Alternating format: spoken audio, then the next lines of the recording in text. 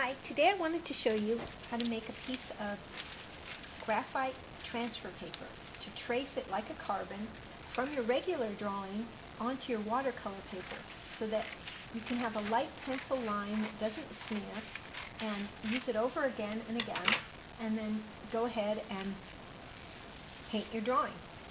So it's more of a guide. So I took a big piece of watercolor paper,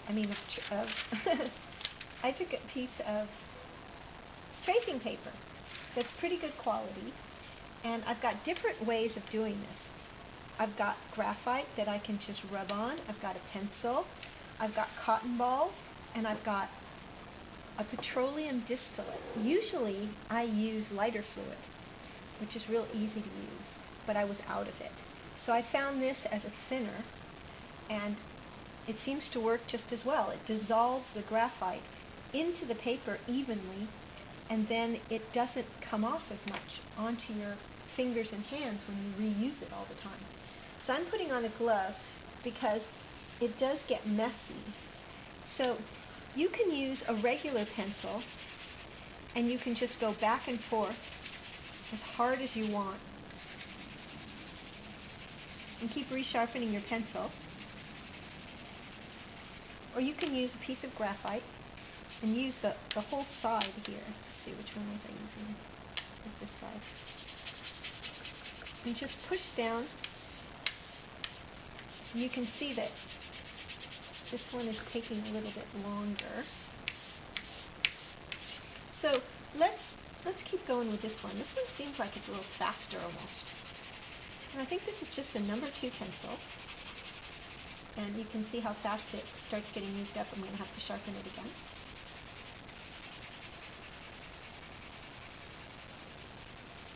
And you can do the whole sheet. Like this is one that I've had for a long, long time. I actually put tape, just Scotch tape around the edges and on the back side, and you can see the difference. This is the side that faces me, and this is the side that goes down on your watercolor paper, or whatever kind of paper you want to trace onto. And then you put the image on top, and I have one of these. It's from For Rent magazine, and it's just a metal point. There's nothing in it.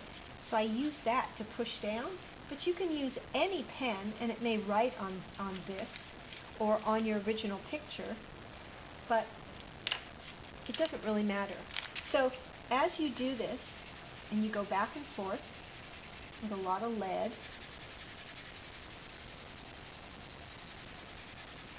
let me finish this and then I'll come back to the video and show you how it smears together and dissolves and spreads.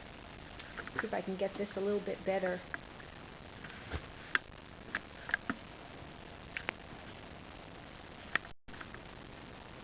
Okay, so now you can see that I've covered everything to about 1 inch, and I think that's enough.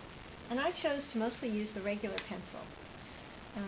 And this was another sheet I made, that's why it still has some of this on it, so I don't think I even need to dip it again.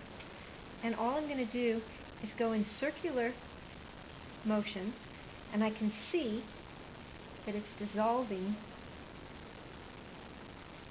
the graphite.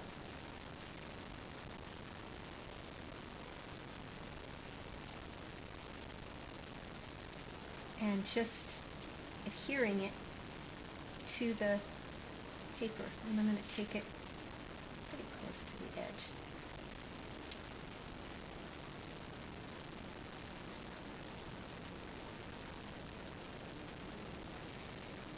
Now you don't want to get the cotton ball too wet. And you could probably put on another glove too, because it really does make a mess. I've got a piece of acrylic under this.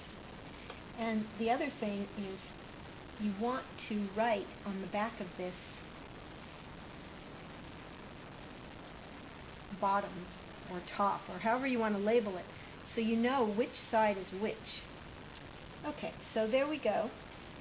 And we've got it all transferred.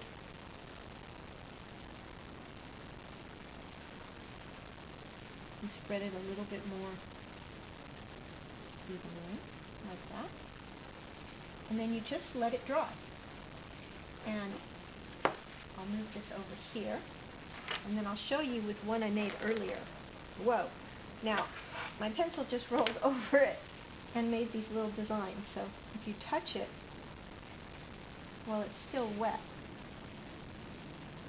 it'll still work, but it makes it, I like to keep it really smooth. Okay, so I'm taking this off and this off, and these guys, and I'm moving this away for a while just to be able to dry.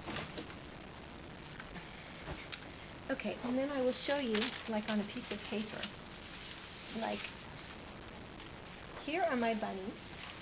Here is another piece that I made. And again, I want you to put top on the back of it. And take off your glove if you're using one. And basically, here's your original image. And now you want any kind of piece of paper or a piece of watercolor paper. I'll just show you on any paper. Here's another piece of paper. I'm just going to show you how good this works. So I take this pen I use because it has a metal tip and no ink comes out. And that way I don't have to get ink on this drawing.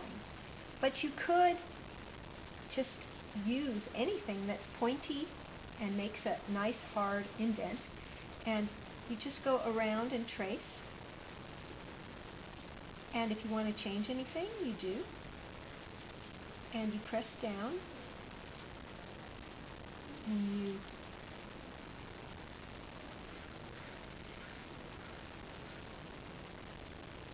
continue around with the line.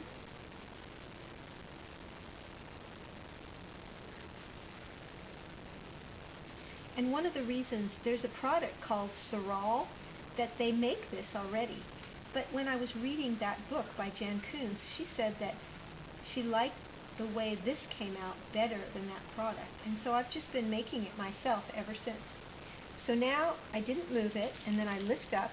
And you can lift up in between, and you can see that you get a very nice light image of the cartoon illustration. And that way, when you're going to draw or watercolor or re-outline it with marker or however you're going to do it, you have a nice transfer. And then I keep my paper here folded in half on the other side, and it lasts over and over and over again. And this one I made with lighter fluid. And the other one, I can show you a little bit more if you want to see. This is one that I made with the petroleum distillate. And if I put this here, let's say, this one didn't come out as good as I wanted. And I put this little bunny here. And again, this one is fresh.